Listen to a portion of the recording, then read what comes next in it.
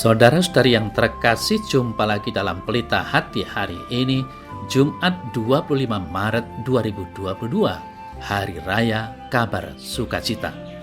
Bersama saya Romo Thomas Suratno SC dari Paroki Cilandak, Jakarta Selatan, mendengar dan merenungkan Sabda Tuhan, yakni firman Tuhan yang tersurat dalam Injil Lukas, bab atau pasal 1, ayat 26 sampai dengan ayat 38.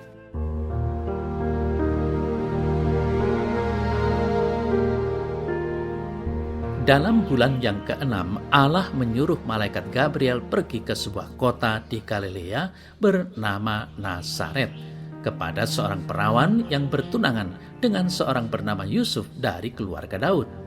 Nama perawan itu Maria. Ketika malaikat itu masuk ke rumah Maria, ia berkata, "Salam, hai engkau yang dikaruniai, Tuhan menyertai engkau." Maria terkejut mendengar perkataan itu, lalu bertanya di dalam hatinya, apakah arti salam itu? Kata malaikat itu kepadanya, "Jangan takut, hai Maria, sebab engkau beroleh kasih karunia di hadapan Allah. Sesungguhnya engkau akan mengandung dan akan melahirkan seorang anak laki-laki, dan hendaklah engkau menamai dia Yesus. Ia akan menjadi besar dan akan disebut Anak Allah yang Maha Tinggi. Dan Tuhan Allah akan mengaruniakan kepadanya tahta Daud, bapa leluhurnya, dan ia akan menjadi raja atas kaum keturunan Yakub sampai selama-lamanya, dan kerajaannya tidak akan berkesudahan." Kata Maria kepada malaikat itu, "Bagaimana hal itu mungkin terjadi, karena aku belum bersuami?" Jawab malaikat itu kepadanya, "Roh Kudus akan turun atasmu, dan kuasa Allah yang Maha Tinggi akan menaungi engkau. Sebab itu anak yang akan kau lahirkan itu akan disebut kudus, Anak Allah. Dan sesungguhnya Elisabet sanakmu itu, ia pun sedang mengandung seorang anak laki-laki pada hari tuanya, dan inilah bulan yang ke-6 bagi dia, yang disebut mandul itu. Sebab bagi Allah tidak ada yang mustahil." Kata Maria, "Sesungguhnya aku ini adalah hamba Tuhan. Jadilah padaku menurut perkataanmu itu." Lalu malaikat itu meninggalkan dia.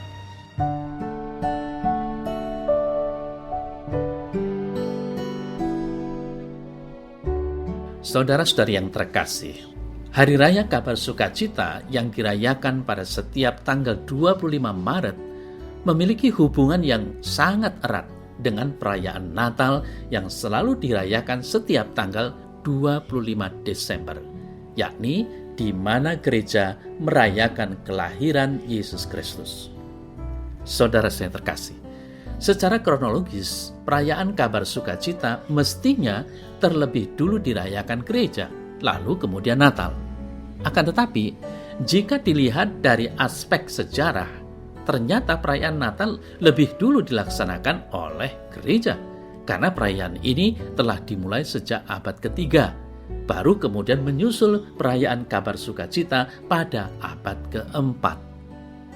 Perhitungan logika dengan cara mundur menetapkan Kabar Sukacita pada tanggal 25 Maret, kurang lebih 9 bulan dari Natal, 25 Desember, yang adalah waktu normal kandungan di dalam rahim. Oleh sebab itu bisa dikatakan, jika Maria melahirkan Yesus Kristus pada tanggal 25 Desember dengan perhitungan mundur, maka ia mendapat kabar sukacita dari malaikat Gabriel pada tanggal 25 Maret. Inilah hari yang sekarang kita rayakan di dalam gereja. Saudara-saudara yang terkasih, warta Injil Lukas pada perayaan ini memberikan informasi kepada kita bahwa anak yang dikandung oleh Maria adalah putra Allah yang menjelma menjadi manusia. Maria merasa terkejut ketika mendengar kabar dari malaikat karena alasan kekhawatiran sosial. Dikatakan dalam warta Injil tadi bahwa Maria belum bersuami. Oleh sebab itu, mengandung di luar nikah adalah sesuatu yang tidak terpandang di dalam kebudayaan Yahudi.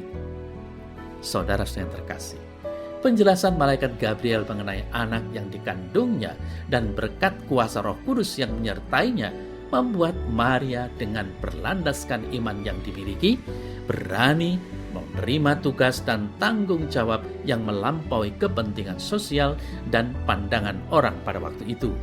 Jawaban Maria, "Sesungguhnya aku ini adalah hamba Tuhan.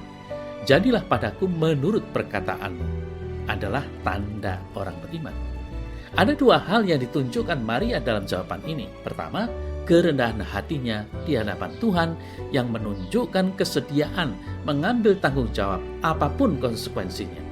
Sadarilah bahwa iman tidak bisa tanpa tanggung jawab.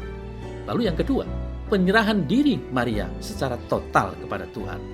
Biarlah kehendak Tuhan yang terjadi, bukan kehendaknya atau kehendak orang lain di sekelilingnya.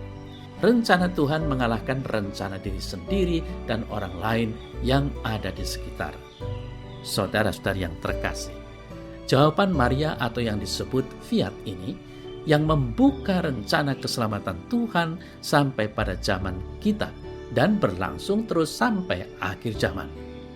Fiat Maria ini memulai pembaharuan manusia dan dunia karena Putra Allah yang datang ke dunia untuk keselamatan. Dengan alasan ini, gereja sudah sepantasnya merayakan perayaan ini secara meriah dengan harapan bahwa kita juga sebagai umat beriman merasakan fiat Maria dalam rencana keselamatan kita. Sebagai umat beriman, kita juga diajak untuk membuat fiat masing-masing sebagai rasa tanggung jawab orang beriman di hadapan Tuhan, sebagaimana Maria telah lakukan.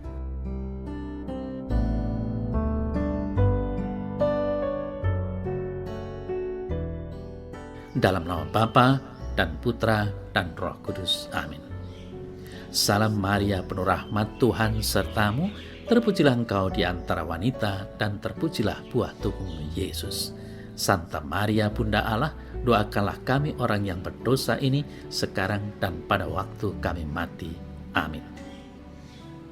Semoga Allah yang Maha Kuasa memberkati saudara, dalam nama Bapa dan Putra dan Roh Kudus. Amin.